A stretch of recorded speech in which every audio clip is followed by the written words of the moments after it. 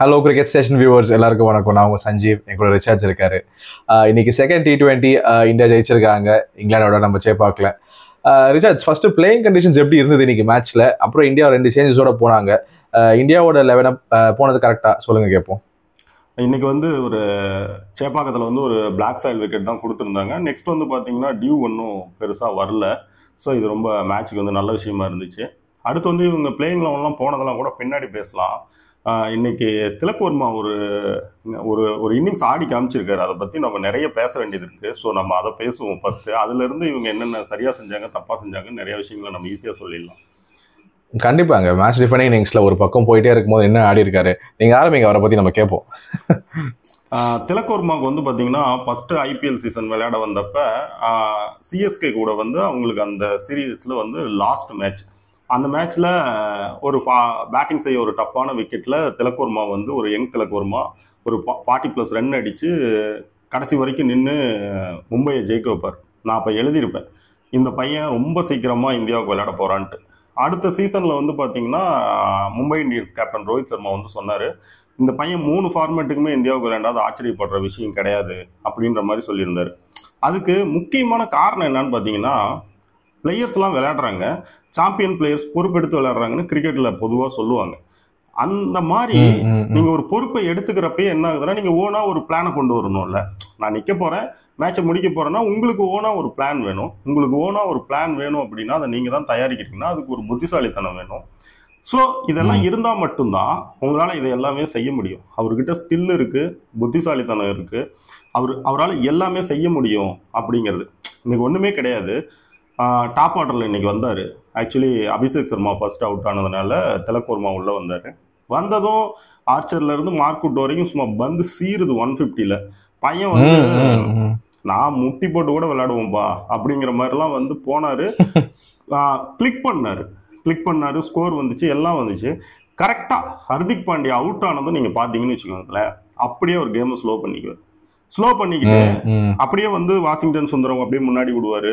Next வந்து பாத்தீங்கன்னா ஹர்ஷ்தீப் சிங் கூட பொறுமையா அந்த பக்கம் போவாரு. ஆனா கரெக்டா கவனிங்க, ஒரு லெப்ட் ஹேண்ட் பேட்ஸ்மேனு, ஒரு ஆதில் ரஷீத் வந்து லெக் ஸ்பின்னர். ஆனா அவர் அட்டாக் பண்ண மாட்டாரு. அதுக்கு பதிலாக என்ன செய்வாருன்னு பார்த்தீங்கன்னா, அட்டாக், அதாவது பாஞ்சு பதுங்கி அடுத்து பாய வேண்டிய டைம், அந்த டைம்ல என்ன பண்ணுவாருன்னு பார்த்தீங்கன்னா ஆர்ச்சரை தான் சூஸ் பண்ணுவார். பாத்தீங்களா, 2 6 பேக் டு பேக் போயிருக்கும். பார்த்தேன். அதுவும் அந்த முட்டி போட்டு ஸ்டேடியமுக்கு வெளில போன 6 எல்லாம் அடேங்கப்பா எத்தனை வாட்டி வேணா பார்க்கலாம். அந்த ஏன் ஆர்ச்சரை சூஸ் பண்றாரு அப்படின்னா, அந்த விக்கெட்ல வந்து பாத்தீங்கன்னா பொதுவா அந்த சேப்பாக்கில் வந்து பாத்தீங்கன்னா ஸ்கொயர் 2 பக்கமும் அந்த இது வந்து பாத்தீங்கன்னா பவுண்டரி லைன் அந்த தூரம் வந்து கொஞ்சம் அதிகம். ஸோ வந்து எப்படி நம்மள ரொம்ப லாங்கா பவுண்டரி இருக்கிற ஏரியாவுக்கு தான் ஆதில் ரஷீத் அடிக்க வைக்க ட்ரை பண்ணுவாரு. ஸோ நம்ம வேகத்தை யூஸ் பண்ணி கிளியர் பண்றது நமக்கு ஈஸியா இருக்கும்னு சொல்லிட்டு ரொம்ப பிரில்லியண்டா என்ன செஞ்சிருப்பாருன்னா ஆர்ச்சரை சூஸ் பண்ணுவார் அட்டாக் பண்றதுக்கு. அதாவது கடைசியில அதே திரும்ப வந்து என்ன பண்ணுவாருன்னா ஆதில் ரஷீத் கிட்ட வந்து ஒரு 3-4 டாட் விளையாடுவார் அந்த ஓவர்ல. ஆனா வந்து ஹர்ஷ்தீப் சிங் வழக்கமாகவே சொல்ற மாதிரி அவர் ஏதோ ஒன்று பேட்டிங்ல பண்ணி விட்டுருவாரு அந்த சுச்சுவேஷன் புரியாம. இன்னைக்கு அவர் வந்து அந்த ஓவர்ல அவுட் ஆகுவாரு. இந்த மாதிரி ஒரு டாப் ஆர்டர்ல வந்து கடைசி வரைக்கும் நின்று அந்த கேமை வந்து ஃபினிஷ் பண்ணி கொடுக்கறதுக்கு வந்து வெறும் ஸ்கில் இருந்தால் மட்டுமே போதாது. ஏன்னா அந்த கேமுக்குள்ள ஒரு அந்த பேட்டிங் போயிட்டு இருக்கிற அந்த சூழ்நிலையில என்னென்ன கேம்ல வந்து நிலைமை மாறுதோ, கண்டிஷன் மாறுதோ, அந்த சிச்சுவேஷனுக்கு தகுந்தபடியெல்லாம் நீங்க அதை புரிஞ்சுக்கணும். முதல்ல அந்த சிச்சுவேஷனை புரிஞ்சு அதுக்கு அடாப்ட் பண்ணி அதுக்கு சரியான பிளானை ஓனா கொண்டு வந்து நீங்க அதை அப்ளை பண்ணி விளையாடி எடுத்துட்டு போகணும். அது ரொம்ப ரொம்ப கஷ்டமான விஷயம். நான் அன்னைக்கு சொன்னதுதான் இன்னைக்கு சொல்றேன். திலக் வர்மா வந்து பெரிய புத்திசாலித்தனமான பிளேயர். இப்போ கூட சமீபத்தில் பிராடாக்னு நினைக்கிறேன் யாரும், அவர் வந்து இந்த பையன் வந்து இந்தியன் டீம் கேப்டனாக கூட வரலாம் அப்படிங்கிற மாதிரி திலக் வர்மாவை பற்றி யாரோ சொல்லியிருந்தாங்க. நல்லா கவனிச்சு பாருங்க, இன்னைக்கு இங்கிலாந்து டீமுக்கு ஒரே வித்தியாசமா திலக் வர்மா மட்டும்தான் இருந்தாரு அப்படின்னு சொல்லலாம். ஆனா இந்தியாவுக்குமே திலக் வர்மா தான் வித்தியாசமா இருந்தார். யாருமே வந்து அந்த கேமை வந்து அந்த ஒரு ஹர்திக் பாண்டியா உள்ள வந்த டைமா இருந்தாலும் சரி, இல்ல அந்த பிச் வந்து எப்படி இருக்கு, கொஞ்சம் பிளாக் சாயில் விக்கெட்டா இருந்தாலும் ஒரு பவுன்ஸ் இருக்கு. ஆனா அந்த பவுன்ஸ் கொஞ்சம் ஹோல்ட் ஆகி வருது. ஸோ அது கொஞ்சம் கஷ்டமாகவும் இருக்குது. ஸ்பின்னர்ஸ்க்கும் கொஞ்சம் லைட்டா நீங்க கரெக்டா இருந்து திறமையா போட்டீங்கன்னா அங்கே கொஞ்சம் ஹெல்ப் கிடைக்கும். அப்படிதான் இருக்கு அந்த பிச்சு. ஸோ வந்து இந்த மாதிரி இடத்துல நம்ம ஏதாவது கொஞ்சம் ஒரு பார்ட்னர்ஷிப் கட்டி எடுத்துட்டு போகலாம் அப்படிங்கிற மாதிரி இல்லாமல் வழக்கமான இந்த T20 அணுகுமுறைன்னு ஒன்று இருக்குல்ல, நாங்கள் அடிச்சா அடி தான் அப்படிங்கிற மாதிரி ஒரு இதில் தான் எல்லாருமே ட்ரை பண்ணாங்க.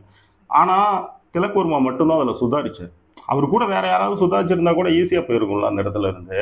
இந்த இடத்துல நான் இன்னும் ஒரே ஒரு கேள்வி தான் கேட்கணும். இது வந்து நம்ம திலக் வர்மா நல்ல பிளேயர் தான், சாம்பியன் பிளேயர் தான், அதுல எந்த மாற்ற கருத்தும் இல்லை. ஆனா இந்த பிரேக்ல நோட்டில் காமிச்சாங்க, இந்த வாஷிங்டன் சுந்தர் வந்த உடனே, அதாவது இந்த ஹார்திக் பாண்டியா விக்கெட்டுக்கு அப்புறம் கம்பீர் வந்து அந்த பிரேக்ல உள்ள வந்து ஏதோ சஜஸ்ட் பண்ணிட்டு போனார். அவருடைய அறிவுரையும் இருக்குன்னு சொல்ல முடியுமா? அது வந்து எப்படின்னு அவரும் சொல்லிருக்கலாம்ல, இந்த மாதிரி வந்து நீங்க வந்து ஸ்லோ பண்ணி ஆடுங்கன்னு சொல்லலாம்ல அவரும். அது ஆக்சுவலி என்னன்னு கேட்டீங்கன்னா, ஒரு நார்மலா என்னன்னு கேட்டா, ஒரு 10 ஓவர் முடியுது அப்படின்னா பொதுவா நீங்க ரொம்ப இப்போ ஃபர்ஸ்ட் கேம்ல வந்து கம்பீர் உள்ள வரவே இல்லை. ஏன் வரவே இல்லைன்னு கேட்டீங்கன்னா, அந்த கேமுக்கு வர வேண்டிய தேவையே இல்லை. ஸோ அதனால வரல. இப்ப வந்து இந்த முறை கம்பீர் வராரு. அவங்க சொல்றதெல்லாம் சொல்லுவாங்க. ஆனா திலக் வர்மாவை பத்தி நம்ம பொதுவாவே கேள்விப்பட்ட விஷயங்கள், நாம அவர் எப்படிப்பட்ட கேம் விளையாடி இருக்காருன்னு நம்ம பார்த்துருக்கிறோம்ல.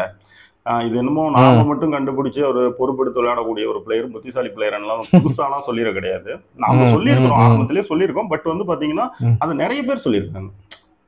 இந்தியன் கேப்டன் ரோஹித் சர்மா வரைக்கும் சொல்லியிருக்கிறாங்க. ஸோ வந்து திலக் வர்மாவுக்கு அந்த ஒரு பெரிய குவாலிட்டி இருக்கு. இன்னைக்கு அதான் சொல்றேன், இங்கிலாந்து டீமுக்கு நீங்களே யோசிச்சு பாருங்க, ஒரு செட்டிலான பேட்ஸ்மேன் யாராவது ஒருத்தர் திலக் வர்மா மாதிரி 20 ஓவர் வரைக்கும் விளையாடணும்னு அங்க நினைச்சிருந்தா இன்னைக்கு அவங்களோட டோட்டல் எங்க இருந்திருக்கும்?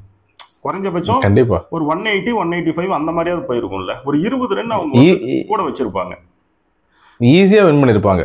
ஆமா, கேமை வின் பண்றதுக்கு அதிக சான்ஸ் இருந்துச்சு. ஸோ அதான் அங்க அவங்க புரிஞ்சிக்கல. ரெண்டாவது இதுதான், அவர் வந்து இங்கிலாந்துக்கும் இந்தியாவுக்குமே சேர்த்து 2 டீமுக்குமே சேர்த்து திலக் வர்மா வந்து இன்னைக்கு ஒரு வித்தியாசமா தெரிஞ்சாரு. அவர் எப்படி பிளே பண்ணணும் அப்படின்னு காட்டினார். நம்ம அடிக்கடி சொல்றது என்னன்னா, இதை தானே சொல்றோம், ஒரு பேட்டிங் அப்படிங்கிறது வந்து பாத்தீங்கன்னா உங்களுக்கு கண்டிஷன் எப்படி இருக்கோ அதுக்கு அப்ளை பண்றதா. ஒரு பிளாட் விக்கெட்டுக்கு போயிட்டு நீங்க அப்படியே தடவி தடவி விளையாண்டு இருந்தீங்கன்னா நாமளே என்ன சொல்லுவோம், ஏப்பா நல்லா தானே இருக்குது விக்கெட், ஆடு பண்ண தானே சொல்ல போறோம். ஸோ அட்டாக் பண்ண வேண்டிய இடத்துல அட்டாக் பண்ண வேண்டியதுதான். அங்க கண்டிஷன் எப்படி இருக்குதோ அதுக்கு அடாப்ட் பண்ணி விளையாட வேண்டியதுதான். திலக் வர்மா அந்த வகையில பாத்தீங்கன்னா ஒரு கில்லாடி பையன். இன்னைக்கு வந்து அதை காட்டிட்டாரு திரும்ப. அது அவருக்கு ரொம்ப முக்கியமான இன்னிங்ஸ். இன்னும் நல்லா கவனிச்சிங்களா நீங்க 2 விஷயம். திலக் வர்மா விளையாடுறப்ப பாத்தீங்கன்னா அவர் 50 அடிச்சதை வந்து செலிப்ரேஷன் பண்ணவே மாட்டார் அந்த டயத்துல.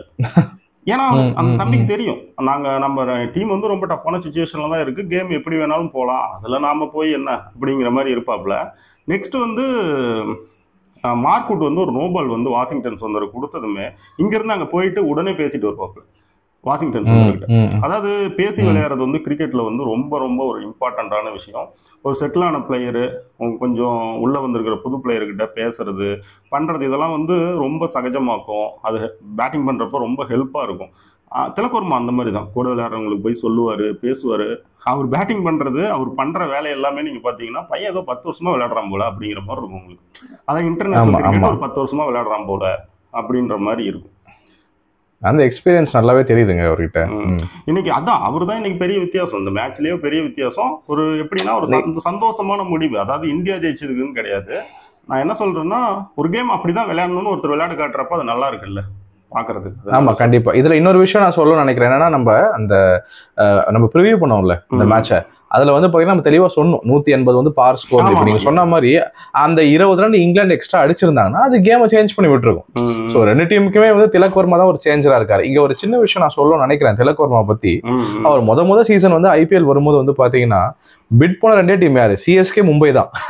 சோ அவரோட ஃபார்ச்சுனும் சரி, இந்தியாவோட ஃபார்ச்சுனும் சரி, எப்படி வேணா போயிருக்கும். 2 பேருமே தெரிஞ்சு ஒரு 3.25 கோடி வரைக்கும் போயிருந்தாங்கன்னு நினைக்கிறேன். அதுக்கப்புறம் மும்பை வந்து புல் பண்ணிக்கிட்டாங்க. சிஎஸ்கே டீம்ல இருந்திருந்தா அவர் ஆடி இருப்பாரான்றது ஒரு சின்ன சந்தேகம் தான். பட் ஸ்டில் அவரோட கெரியர் அங்கதான் ஆரம்பிச்சது. அப்போ இருந்தே நானும் சொல்லிட்டு இருக்கேன், வந்து ரொம்ப சாலிடான பிளேயர், இந்த மாதிரி வந்து அவர்கிட்ட ஒரு பயங்கரமான ஒரு மென்டாலிட்டி இருக்குன்னு. நான் இப்போ கூட நம்ம ஆக்ஷன்ஸை பத்தி நம்ம பேசணும் நிறைய சொல்லியிருக்கேன். இந்த மாதிரி வந்து நிதிஷ் ரெட்டியை வந்து 6 கோடிக்கு எடுத்தது தான் வந்து ஒரு ஸ்டீல்னு. திலக் வர்மாவை வந்து 8 கோடிக்கு ரிட்டைன் பண்ணதும் அதே அளவுக்கு ஈக்குவலான ஒரு ஸ்டீல் தான் மும்பை இந்தியன்ஸ் பண்ணது. நம்ம தம்பி பத்தி ஒரு விஷயம் சொல்லுவாங்க, நீங்க பேட்டிங் யூனிட்ல கூப்பிட்டு வந்து எந்த ஏரியால இறக்கி விட்டீங்கன்னா அந்த பையன் என்ன செய்யணுமோ செஞ்சுட்டே இருப்பாரு. கரெக்ட். அது இல்லாம ஒரு நல்ல பிளேயர் கிட்ட வந்து ஒரு முக்கியமான விஷயம் என்னன்னா, அந்த சாம்பியன் மென்டாலிட்டி எப்போ வரனா, எனக்கு இது வேணும் நான் இதை பண்ணுவேன்னு சொல்றதுதான் அந்த மென்டாலிட்டி இருக்கு. சூரியகுமார் யாதவே வந்து அந்த பழைய சவுத் ஆப்பிரிக்கா சொல்லியிருப்பாரு, அந்த பையன் வந்து கேட்கறான்ப்பா நான் நம்பர் 3 ஆடுறேன், அது சூரியகுமாரோட ரோல். அது அந்த நம்பர் 3ல ஆடுற பொசிஷன், அந்த பொசிஷன்ல நான் ஆடுறேன், நான் ஜெயிச்சு கொடுக்குறேன்னு சொல்லிட்டு அந்த 2 செஞ்சுரி அடிச்சாரு பாத்தீங்களா, அதுக்கு முன்னாடி அவுட் ஆனது தான். இன்னை தேதி வரைக்கும் அவர் அவுட்டே ஆகலங்க. நடுவில் வந்து 314 315 18 அடிச்சிருக்காரு அவரு. சரிங்களா, அதாவது பிட் பிட்வீன் 2 டிஸ்மிசல்ஸ் 2 விக்கெட் இழப்பிற்கும் நடுவுல அதிக ஸ்கோர் இந்த வேர்ல்டுலயே வந்து திலக் வர்மா தான் அடிச்சிருக்காரு 300 சில்லற ரன்னோட. சோ என்ன சொல்ல வரேன்னா, ஒரு பொசிஷனை கேட்கறது மட்டும் முக்கியம் இல்ல, அதை நின்னு நான் இந்த இடத்துல ஆடி காட்டுன்னு சாதிக்காரு பாத்தீங்களா, அதுதான் அந்த பையனோட மென்டல். எப்படின்னு கேட்டீங்கன்னா அந்த தம்பியோட இடத்த அவரே எடுத்துக்கிட்டாரு. அதாவது எப்படின்னா அவர் வந்து 2026 T20 வேர்ல்டு கப்புக்கான திட்டத்துல ரொம்ப ஸ்ட்ராங்கான பிளேயரெல்லாம் கிடையாது. ஏன்னா ஒரு காயம் வந்துச்சு, வெளியே போனாரு. அப்புறம் சவுத் ஆப்பிரிக்கா போறப்ப அங்க ஒரு பெரிய லாங் டூர் மத்தவங்களுக்கு இருந்ததுனால இவருக்கு ஒரு சான்ஸ் கிடைச்சது. அந்த சான்ஸ்ல பிளேயிங் 11க்குள்ள வர முடிஞ்சப்ப என்ன பண்ணிட்டாரு, போய் கேப்டன்ட்டே எனக்கு இது வேணும்பா, கொடுத்தா நான் ஏதாவது பண்றேன்பா அப்படின்னு கேட்டு தன்னோட மும்பை இந்தியன்ஸோட அதுதான் சொல்றேன், மும்பை இந்தியன்ஸ் கேப்டன் அதெல்லாம் ஓகே, பட் இருந்தாலும் அவர் பொசிஷனை கேட்கறது முக்கியம் இல்ல, நின்னு ப்ரூவ் பண்ணி. இப்போ வேர்ல்டு கப்ல நம்பர் 3 திலக் வர்மா, அதுதான் எனக்கு தெரிஞ்சு முதல் நேமா வரும், இல்ல பும்ரா, இந்த 2 நேம் தான் முதல் 2 நேமா வரும் நம்ம லைன் அப்லயே சொல்றேன். கரெக்ட்டுங்களா? சோ இப்போ நம்ம திலக் வர்மா பத்தி நிறைய பேசிட்டோம். உங்களுக்கு வேற ஏதாவது பேசணும் இருக்கா, இல்ல அடுத்த கேள்விக்கு நான் போலாமா? அடுத்து நீங்க சொல்லுங்க. அல்ல அதுதான், இப்போ இங்கிலாந்தோட அப்ரோச் வந்து எப்படி இருக்குன்னு நினைக்கிறீங்க? அவங்க போன லைன் அப் இப்போ அவங்க ஏதாவது மாற்றம் கொண்டு வரணுமா, இதை பத்தி என்ன நினைக்கிறீங்க? அவங்க வந்து பவுலிங்ல பாத்தீங்கன்னு வச்சுக்கோங்களேன், ஸ்கொயர் ஏரியா பெருசா இருக்கிறத வந்து அவங்க ஃபாஸ்ட் பவுலரை வச்சு யூஸ் பண்ணிக்கிட்டாங்க. அது கொஞ்சம் நல்ல ரிசல்ட்டுமே கிடைச்சது, பவுன்சர்ஸ் எல்லாம் போட்டாங்க. சாம்சன் வந்து பொதுவாக பார்த்தீங்கன்னா அவரோட திரும்பி அவர் வந்த பின்னாடி அவருக்கு கொஞ்சம் பேட்டிங்ல செஞ்சிருக்கிற சேஞ்சில் கிரீஸை யூஸ் பண்றாரு. அந்த கிரீஸை யூஸ் பண்றதுல கொஞ்சம் ரூம் கொடுக்கறது வந்து அதிகமாக செய்வார். அதை கரெக்டா கணிச்சு என்ன பண்றாங்கன்னா சாம்சனை ஃபாலோ பண்ணி தான் போடுவாங்க. இன்னைக்கு ஆர்ச்சர் ஃபுல்லாவே பாத்தீங்கன்னா அந்த லெக் அள்ளி ஒன்று வச்சிருந்தாரு, அதெல்லாமே வந்து அதுக்காக வச்சது தான். சோ வந்து அதெல்லாமே கரெக்டா செஞ்சாங்க. இன்னொரு பக்கம் என்னன்னா அதே ஸ்கொயர்ல தான் இவங்களும் விழுந்தாங்க. எப்படி விழுறாங்க அப்படின்னு கேட்டீங்கன்னா, யாரோ ஒருத்தர் அங்க இருந்து மேட்சை எடுத்துட்டு போனா அந்த மேட்சை ஈஸியா எடுத்துட்டு போகலாம். எனக்கு என்ன புரியலன்னா, இவங்களுக்கு அந்த அந்த அந்த விக்கெட்டுக்கு எவ்வளவு ஸ்கோர் அப்படிங்கிறது தெரியலையா அப்படிங்கிற மாதிரி விளையாண்டாங்க. யாரோ ஒருத்தர் தான் அந்த இடத்துக்கு போயிருக்கலாம், ஈஸியா போயிருக்கலாம். இன்னொன்னு அவங்க ஏதோ இன்னைக்கு ஒரு நல்ல ஸ்கோர் வந்து ஓரளவுக்கு சேலஞ்ச் பண்ற மாதிரி ஒரு ஸ்கோர் போட்டாங்க அப்படிங்கிற இல்ல அப்படி நமக்கு தெரியலாம். ஆனா உங்க பேட்டிங் யூனிட்ல இருந்து வந்து அந்த சவாலான ஸ்கோருக்கு உங்களை யாருமே கூட்டிட்டு போகல. பிரைடன் கார்ஸ் வந்து உங்களை கூட்டிட்டு போனாரு. அது எத்தனை நாளைக்கு நடக்கும்? கண்டினியூஸா அது நடக்கிற விஷயம் எல்லாம் கிடையாது. இது வந்து என்னன்னு கேட்டீங்கன்னா, உங்களுடைய பவுலிங் யூனிட்ல இருக்கக்கூடிய அவங்க ஏதோ உங்களுக்கு ஹெல்ப் பண்ணியிருக்காங்க. ஆனா நீங்க பேட்டிங் யூனிட்ல இருந்தவங்க என்ன செஞ்சீங்க அப்படின்னு கேட்டீங்கன்னா, அந்த பிச் கண்டிஷன் அண்ட் கேம் கண்டிஷனை புரிஞ்சுக்கிட்டு நீங்க அதுக்கு தகுந்த மாதிரி யாருமே எதுவுமே செய்யல. அது யாராவது ஒரு செட்டில் ஆன பிளேயர் வந்து அதை எடுத்துட்டு போக ட்ரை பண்ணிருக்கணும். குறிப்பா இன்னைக்கு வந்து பாத்தீங்கன்னா பட்லரே எடுத்துட்டு போகலாம், புரியுதுங்களா? ஆனா அதை வந்து அந்த ட்ரிக்கை வந்து அவங்க மிஸ் பண்ணாங்க. அப்படி எடுத்துட்டு போயிருந்தாதான் அந்த 180ங்கிறதுக்கு அவங்க ஈஸியா போயிருக்கலாம். அதை அவங்க மிஸ் பண்ணிட்டாங்க. இப்ப நம்ம இந்தியாவுக்கு ஏற்கனவே சொன்னதாங்க, அவங்க வந்து 4 ஸ்பின்னரை 3 ஸ்பின்னரை கொண்டு போறாங்க. அது வந்து நமக்கு இந்த இடத்துல வந்து உடன்பாடான ஒரு விஷயம் இல்லை.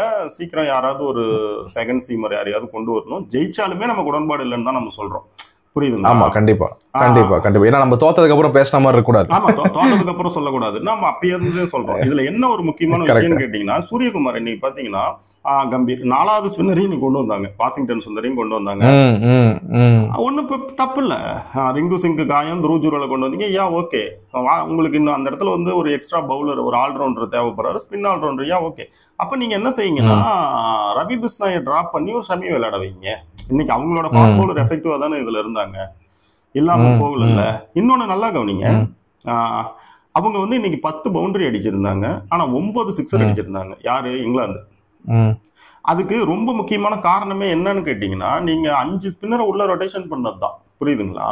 ஏன்னா ஸ்பின்னர்ஸ்க்கு கொஞ்சம் வந்து விக்கெட் எடுக்கிற சான்சஸ் இருந்தாலுமே அதே மாதிரி விக்கெட் சான்ஸும் அதிகமா இருக்கும். ஸோ அந்த சிக்ஸர் மூலமா அவங்களுக்கு வந்த ஸ்கோர் தான் அவங்கள வந்து பெரிய தப்பு பண்ணா கூட இந்த ஸ்கோருக்கு கொண்டு வந்துச்சு. அதுக்கு நாம என்ன பண்ணிருக்கிறோம் அப்படின்னு கேட்டீங்கன்னா, கண்டினியூவா ஸ்பின்னர்ஸை வச்சு நம்ம ரொட்டேட் பண்ணிக்கிட்டே இருந்தோம். நம்மகிட்ட வந்து அன்னைக்காவது நம்மகிட்ட நிதிஷ்குமார் ரெட்டி இருந்தாரு, இன்னைக்கு அவரும் இல்லை. ஸோ உங்ககிட்ட ஹர்திக் பாண்டியா அண்ட் ஹர்தீப் சிங் தான் இருக்காங்க. ஏன்னா இன்னைக்கு ஹர்திக் பாண்டியா 2 ஓவர் மட்டும் தான் போட்டும் இருப்பார். ஸோ நான் அதனால என்ன சொல்றேன் அப்படின்னா, சீக்கிரம் வந்து ஒரு செகண்ட் சீமரை நீங்க வந்து உள்ள கொண்டு வரணும். ஹர்திக் பாண்டியா 3rd சீமரா இருக்கணும்.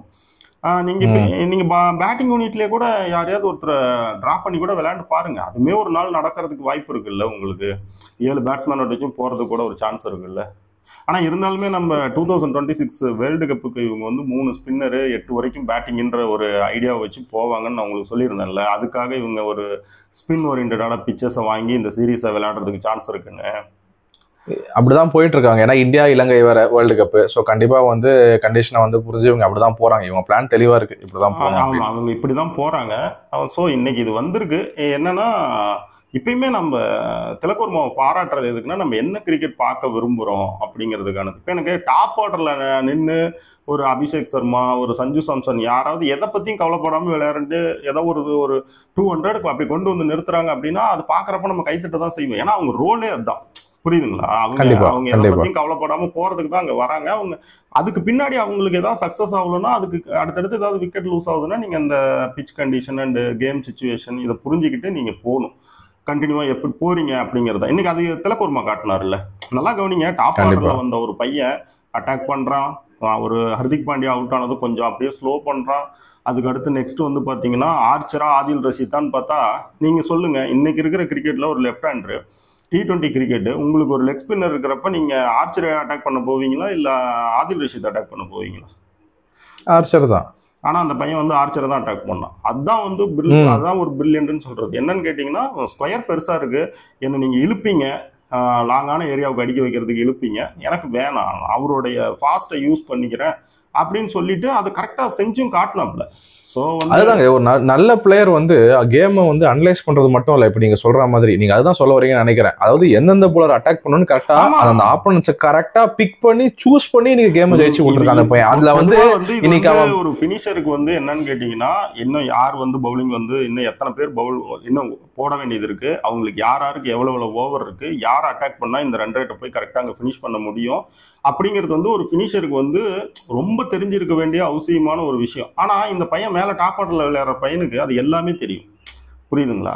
கண்டிப்பா கண்டிப்பா. அதுதாங்க, இது வந்து நார்மல் மென்டாலிட்டி இல்ல. இது வந்து நிஜமாவே நம்ம இவ்வளவு சீக்கிரம் அவருக்கு அந்த பொறுப்பு கொடுக்க போறதுல, இது நார்மல் மென்டாலிட்டி மட்டும் இல்ல, ஒரு கேப்டன்சி மென்டாலிட்டியுமே இது வந்து ஒரு லீடர்ஷிப்பான குவாலிட்டியும் நான் பாக்குறேன். இல்ல அது திலக்குவர்மா கிட்ட இன்னைக்கு விளையாட்டு இன்னிங்ஸ் உண்மை அந்த தம்பி வந்து எனக்கு நடுவுல எல்லாருமே உள்ள வந்து ஜெய்ஸ்வால் கிளிக் ஆயிட்டு இருக்கு அப்படி அண்டு வந்து அந்த பக்கம் பாத்தீங்கன்னா அபிஷேக் சர்மா வந்து ஜிம்பாப்வேல ஒரு செஞ்சுரி அப்படி இப்படின்னு பயங்கரமா போயிட்டு இருக்கு. திலக்குவர்மா வந்து இந்த இதுல இருக்கக்கூடிய ஒரு பையன், குறைந்தபட்சம் ஒரு T20 செட்டப்லயாவது இருக்க வேண்டிய ஒரு பையன், என்னடா காயம் ஆளை காணோம் அப்படிங்கிறப்ப அப்படியே காயங்கையும் சரியாகி உள்ள வந்து அந்த சவுத் ஆப்பிரிக்கால திரும்பி வந்தாப்புல பாத்தீங்களா, அதுக்கப்புறமேல யாருன்னு காட்டுறாப்புல பையன். உங்களுக்கு ஞாபகம் இருக்கான்னு தெரியல. இதனால தான் நான் ஆக்சுவலி சொன்னேன், நம்ம சாம்பியன்ஸ் டிராஃபிக் ஸ்குவாட் இருக்கும்போது வேற ஃபார்மேட் தான், 14 பிளேயர் நமக்கு எல்லாம் ரெடியா இருக்காங்க, அந்த ஒரு பிளேயர் எக்ஸ் ஃபேக்டருக்காக நீங்க திலக்கு கூட்டு போங்கன்னு நான் சொன்னேன். ஆனா இப்ப என்னன்னா, அடுத்த செட்டப்ல வந்து சாம்பியன்ஸ் டிராஃபிக்கு பின்னாடி வந்து யோசிப்பாங்க. இப்ப கொஞ்சம் கஷ்டமான விஷயம். இல்ல சாம்பியன்ஸ் டிராஃபிக் பின்னாடி டீமை கலைச்சு போட்டு புதுசா பில்ட் பண்றாங்கன்னா திலக் அந்த செட்டப்ல 100% இருப்பாரு. அதுல எனக்கு எந்த சந்தேகமும் இல்லை. Sure sure. வேற ஏதாவது இன்புட்ஸ் இருக்கா ரிச்சர்ட்ஸ் உங்களுக்கு மேட்சை பத்தி? நமக்கு என்னன்னா வந்து நம்ம ஹாரி ப்ரூக் வந்து ஒரு கதை சொல்லியிருந்தாரு. அதாவது வந்து எனக்கு வந்து நானே அதை பத்தி கேட்கறோம் இருந்தேன். ஈடன் கார்டன்ஸ்ல வந்து ஸ்மாக் இருந்தது, எங்களுக்கு வந்து அந்த ஒரு புகையா இருந்துச்சு. ஸோ வந்து எனக்கு வாஷிங்டன் சுந்தரோட அந்த வருண் சக்கரவர்த்தியோட பாலை வந்து சரியா கணிக்க முடியல அப்படின்னு. இன்னைக்கு என்ன இருந்துச்சுன்னு தெரியல. இன்னைக்கும் அதே தப்பு தான். அவுட் ஆன உடனே எல்லாருமே அடிக்க ஆரம்பிச்சிட்டாங்க. அந்த ஸ்மாக் தான் வந்து ஃபுல்லா இன்டர்நெட் ஃபுல்லா பரவி இருக்கு இன்னைக்கு. அவர் அவுட் ஆன உடனே இதுல என்ன ஒரு காமெடின்னு கேட்டீங்கன்னா, இன்னைக்கு கூட பத்ரிநாத் வந்து ஒரு தெளிவா ஒரு விஷயம் சொன்னாரு. வருண் சக்கரவர்த்தி வந்து ஒரு குட் லென்த்ல வைக்க போறாரு. உங்களுக்கு பந்து வந்து ஒரு டாப் ஸ்பின் அப்படிங்கிறதுனால கொஞ்சம் பவுன்ஸ் இருக்கும். சோ நீங்க வந்து கட் ஆடுறதுக்கு பேக் ஃபுட் போய் கட் ஆடுறதுக்கு பேக் ஃபுட் போய் ஆடணும். பாத்தீங்கன்னா அவங்க இங்கிலாந்துடைய நெக்ஸ்ட், அதாவது இங்கிலாந்துக்கு ஒரு ஆஸ்திரேலியாவோட நெக்ஸ்ட் ஆடம் கில்கிரிஸ்ட்னு சொல்ற அந்த ஜேமி ஸ்மித் இன்னைக்கு பிளேயிங் லெவல்ல கொண்டாந்தாங்க பாத்தீங்களா. அந்த பையன் அதை கரெக்டா செய்வாப்ல. ரெண்டாவது பாருங்க, பிச் ஆஃப் த பால் வந்து விளையாண்டுருப்பாப்ல. அந்த பையனுக்கு பெரிய ஃபியூச்சர் இருக்கு. அடுத்து வந்து நம்ம ஆர்ச்சர் ஒன்று சொல்லியிருந்தாரு, போன முறை நிறைய பந்து கைக்கு ஏர்ல வந்துச்சு, கைக்கு வரல. ஆனா வந்து இப்ப அப்படி கிடையாது, அதெல்லாமே கைக்கு வந்துச்சுன்னா இந்தியா வந்து 40 ரன்னுக்கு 6 விக்கெட்னு இருக்கும், அடுத்த மேட்ச் பாருங்கன்னாரு. 2 பேரும் சொன்ன கதையும் திலக்குவர்மா சிங்கிளா முடிச்சிட்டாரு தம்பி. இல்ல அதுதாங்க, அது சாம்பியன் மென்டாலிட்டி. அதுல வந்து மாத்துறதுக்கு ஒன்றும் இல்லை. ஹாரி ப்ரூக் வந்து இந்த மாதிரி கதை இல்ல மற்ற விஷயங்கள் மேல பழி போடாம தன்னோட டெக்னிக்கலிட்டிஸை வந்து கரெக்ட் பண்ணாருன்னா இன்னும் நல்லா இருக்கும். அதுதான் நம்ம சொல்ல வரோம்.